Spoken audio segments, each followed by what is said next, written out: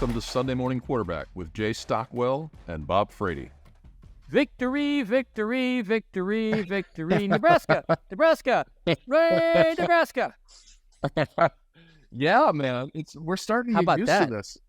5 of 6 wins here. Listen, I haven't felt this since my 50s. So, you know, it's been a little while. This is not the panic crew, is it? There was every opportunity to panic in that game, and they certainly did not after five fumbles and 4 turnovers. I think the crowd is more panicked than anybody. It's the crowd, it's the people watching, it's all the people with this legacy. Like, these kids are like 18, 19, 20 years old. They don't know the past. They didn't live through all that stuff. It's us. We're the ones who put all that negativity out there. And they're like, okay, we fumbled the ball 1,800 times this game, but you know what? Number 1801 is the only one that counted. It was great. It was a fantastic, another just fantastic defensive performance. Only 96 yards rushing, less than 200 overall. The defense is the story of this team. Oh my God! Now, and I'm already starting to hear people talk about, you know, Trev Alberts is going to open up the checkbook to keep this guy. He's going to be recruited out of here. It was interesting when Osborne talked to us. He said one of the things that was key to his success was the stability of the coaching staff, and the fact that many of them were there for 20 plus years. Yeah. So I'm hoping Matt Rhule has that kind of relationship with his coaches, that they want to build something that lasts. Listen, Jay Stockwell, you're a superstar sales guy. If somebody comes along and recognizes, you know, you to be a CEO somewhere and gives you a big pot of money, you got to turn it down. You know, it's like, Mel Tucker's still getting paid. You know, it's hard to turn that kind of money down. That's life-changing money. Hopefully, he sticks around. That would be lovely. But, you know, Tom also had like 8,000 scholarships for every year with the kids. He had a lot of scholarships. Then, that was early in the 70s. Early. That ended in like 73, 74, something like that. Yeah, but it's like the rules are different. The playing field's different. The kids are different. You know, you got to be concerned with somebody offering a big pile of NIL money to the polar bear to come play for them. Because if I was USC, I'd be like, get that guy on my team, because he's awesome. You're talking Nate, Mr. Hutmacher? Is that who you call the polar bear? That's the polar bear. He is Is that his actual nickname? I think I saw that somewhere. I may be wrong. Is that Bob Frady's nickname? I am not taking credit for it. I think I saw it somewhere. And it's like the defensive line is just, I mean, you know, and here's what I attribute it to. I have a theory about why Nebraska is playing so much better in the fourth quarter than they did last year or the previous 5 years. Because if they had ended games in the third quarter, they'd have a winning record. But you can't do that. Here's my theory about why Nebraska is so much better in the fourth quarter. They're in shape. I'm not going to say that the prior teams weren't in shape. Yeah. But you win and lose the game in the fourth quarter because you're tired. And if you're not tired, then you have a better chance. And I would say, without knowing anything, without being on the field or in the coach's room, that this team is in much better shape than they were, physical shape than they were a year ago. That's probably a fair statement. But I think it comes down to Rhule's whole mindset and what he's teaching these guys. They just do not panic. You know, there's no fear, especially on defense. I mean, defense. These kids are having fun. Yeah, they're flying all over the place and laying guys out and going down the field, high-fiving each other after the block kick. And by the way, they had identified that weakness in the line, and 3 guys ganged up on him and got Judy through there to get that block. Oh. And so they actually, you know, identified that this was film work, identified the problem. Scouting. Film work, identified the opportunity and exploited it, and got a great game-changing play there. You know, think about that. You know, that turnover, we would have gone down. It would have been we went up 21-0 at that point. Yep. It would have been 14-6, right? That's a different ballgame. Well, right? They were punting, so you know who knows whether they would have scored. I thought it was a field goal. Was it a field goal? I don't think it was. I think it was a field goal. You know what? I'm so charged up, I can't even remember.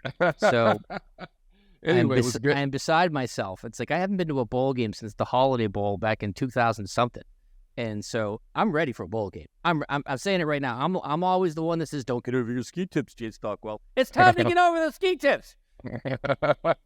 Let's go over the stats. The Husker Max stats here, Bob Freddie. So, and Nebraska 277 total yards, 155 on the ground. By the way, what a standout performance of the starting Husker I-back, Emmett Johnson from Holy Angels right here in Minneapolis. Yep. And that's another thing I heard on or read is that Coach Rhule came up to him and told him at practice, it's like, hey man, you're the starting I-back for Nebraska Cornhuskers. Stand up and act like it, you know? He was kind of slouching, I guess, on the sidelines. So I love that about Matt Rhule. He really is imbuing a sense of what these guys actually have access to here. Yep. And here's the thing. You don't run for that many yards unless your offensive line is doing work. Exactly. And they did, listen, running is easier than passing when it comes to offensive line play. They did some good road. It was weird, though. It was like it was chunky.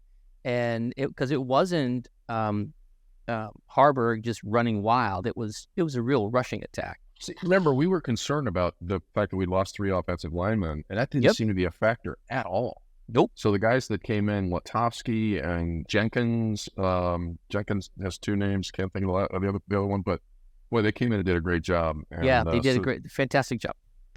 So, again, Purdue only had 195 total yards. Boy, the fumbles lost, though. 5 fumbles, 4 lost. That was the worst thing. Including one by the reemergence, as I predicted in our pre-show podcast, the reemergence of Jeff Sims, and he fumbled the ball. I was so disappointed. Not only did he fumble, because he's been such a good teammate. He just seems like a good kid, and I mean, I don't know, I'm not there, but it's like, oh, dude, you fumbled. It's like I think everybody felt bad for him, and they probably should have punted on that anyway. Because remember they got that penalty and they took it back to 4-1 or 4th and 6, and then they got another penalty on them, went back to 4-1. They decided to not kick it and go for it. Yeah. Rhule said he regretted that in the post game, but I don't know, Bob, if your prediction was exactly right. You may not see Jeff Sims again for a while. Hey, listen, I said he would be back, and he was back. He was also super rusty because he on the one play turned the wrong direction. Yep. Just didn't seem like he was ready to go. Penalties okay. 6 for 49. They had 9 for 99. Time of possession was in our favor due to the rushing. 3rd down conversions 7 of 14. 4th down conversions 0 for 1. One sack for 11 yards. Oh, and here's another thing that was really stood out to me was the 55-yarder by Tristan Alvano. What a great confidence-building thing. You were banging on that kid early in the season. Let me tell you something. He's a kid. He's 18 years old. Gets a little nervous. But, you're playing for Westside. You're playing for like a couple thousand people. And all of a sudden, there's like 70,000 people there, and you're kicking the ball in a swirling cauldron of wind. It's like, he'll get used to it. He'll figure it out. And that thing was good from 60, at least. He crushed that. Hey, Betsy, you're on the podcast, Betsy. Say hello to everybody. All right. Look at that. You know what? I'll call you back later. Thanks for the positivity there, Scott Frost. So that was a purely Frostian statement there, or just call it Frosty statement. Thank you, 15 people. Yeah, he's up there. Bob Frady went viral on the short stuff, on the short form this week. So. Listen, all right. I have a theory, Jay Stockwell. I think we're going to just have a section called I Have a Theory. And the theory is it's time for Nebraska fans to get excited. This game coming up in Michigan State is a big game, not just because it's bowl qualification, but because it keeps the momentum rolling in the Big Ten West. The rest of these offenses are positively awful. So preseason, I came in at 8-4, and I'm sticking with 8-4. So get optimistic. I want a bowl game where it's warm. So I said 2 weeks ago that we could be bowl eligible in 4 weeks, or 3 weeks ago, could be bowl eligible in 4 weeks. And you were like, no, don't say that. Don't say that. not only bowl eligible, but we are tied for the lead in Big Ten West right now. That's really sad. There's a lot before us, but I love the mindset of just going 1-0 each week. I think that's a great mindset. I think that's what I think Rhule is due full credit for getting the team to that. I think that's part of not choking when you have your fourth fumble. You know, I feel bad for the kids at Michigan State. They didn't ask for their coach to get fired, right before the season. Yeah, and that's tough for them. And they've had a tough run. But it doesn't mean they're not going to, jump up and bite Nebraska. If you get overconfident, then, you don't prepare properly. But I think that coach will have them in a good spot. And so I'm super pumped. So I know you hate this part, Bob, but we're going to check in with some of the writers here. So Tad Stryker, Black Shirts are returning to honor their name, and they're doing it while giving meaningful roles to a ton of young players. Tony White, is playing 25 guys. So I think that's part of the success is he's got fresh legs out there all the time. Not 25 guys because he has to. It's 25 guys because he wants to. Whereas on offense, it's 25 guys because they have to, because of all the injuries on offense. And that's no criticism of the offense. It's like they so many injuries. The multiple offensive linemen, multiple wide receivers, multiple running backs. So you can't blame everything on the offensive coordinator. They just had some bad luck. But now I'm seeing comparisons of this defense to the 08-09 Ndamukong Suh defense, which was the last great black shirt defense. So this is exciting to watch. And boy, oh boy, if Matt Rhule can keep this formula going and then put an offense together next year, this rebuild is looking very, very exciting. If you had told any Nebraska fan that at the end of October they would be 5-3 with a 3-game winning streak, they would have said, I will take that. You got 4 games left to become bowl eligible. And 100%. And all of them, like he said, all of them are winnable, all of them are losable. So let's keep a positive outlook and keep cheering on the team. Next week, Michigan State. And it should be another good game. Christopherson, Husker 24/7, Brian Christopherson. It's in October. We're celebrating around here. Style points need not be tabulated. Tom Chattel.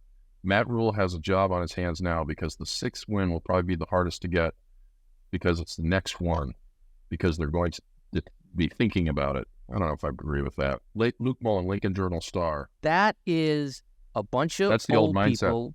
Exactly. That's the old mindset. We've gone through this so many before. Like I read somewhere that a fan yelled out to Rhule after the game, just one more win, because everybody's just thirsting for a bowl. He's like, I want to win every game. Humbly, exactly. He says this. He's like, he wants to win he goes in expecting to win. I like that, because you might lose, but if you think you're going to lose, you're going to lose.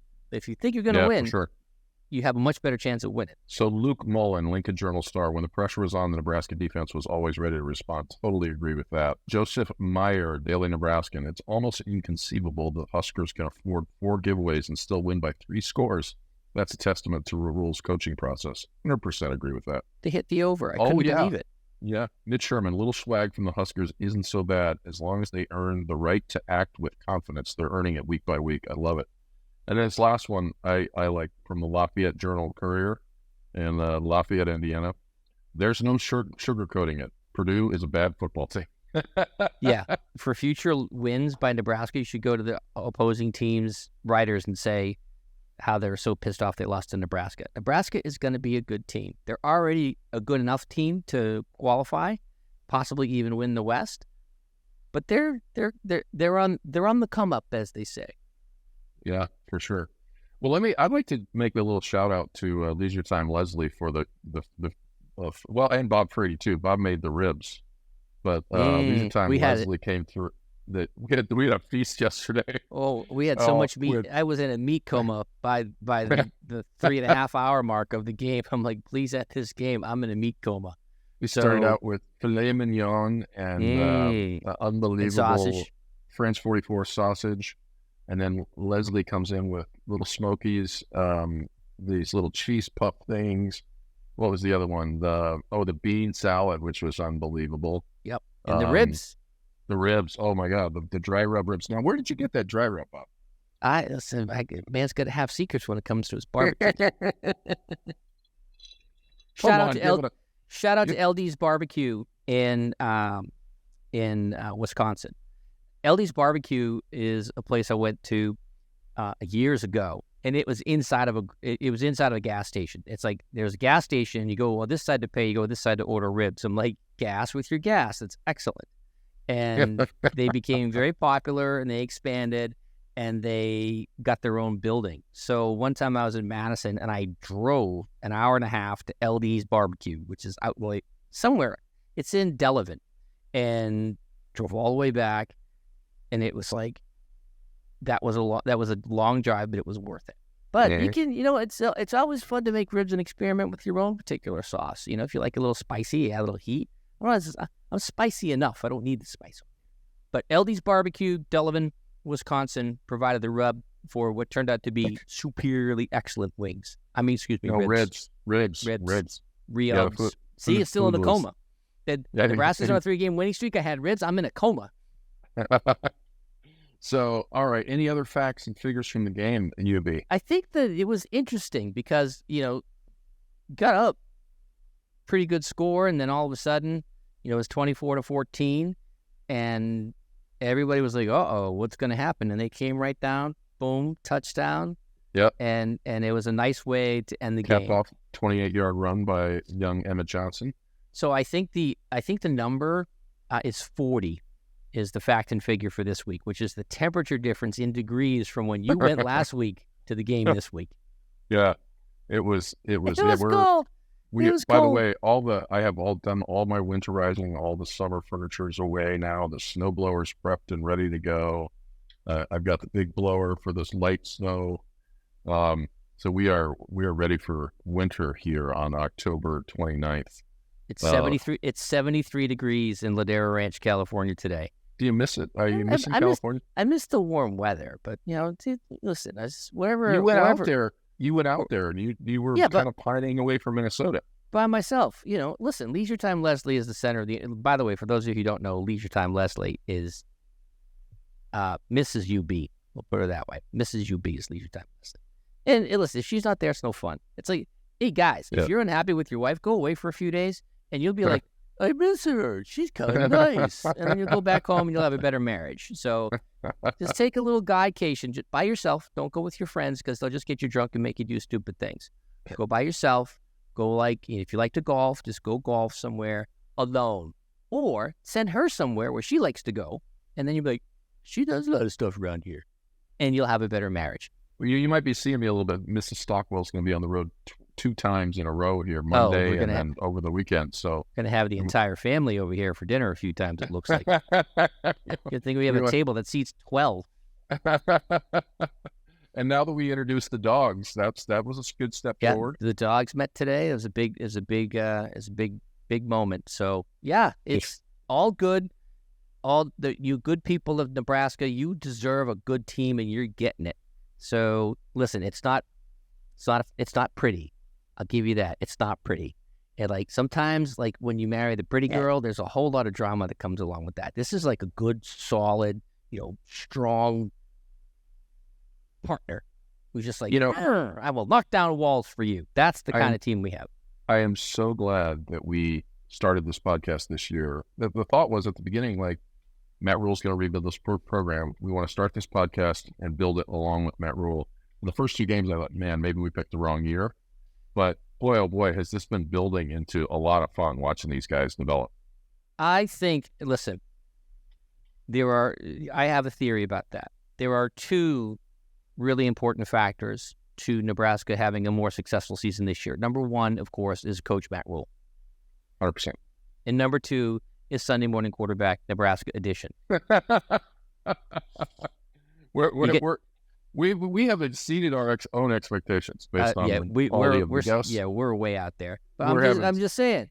Listen, Matt is holding up the football end. We're holding up the positivity and hope end, a beacon of positivity. All these nattering nabobs of negativity. Nope, it's not positivity.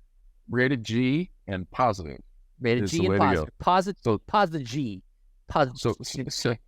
So smash that subscribe and like button. And by the way, we are on the road coming up in 2 weeks We're going to go to the Wisconsin game.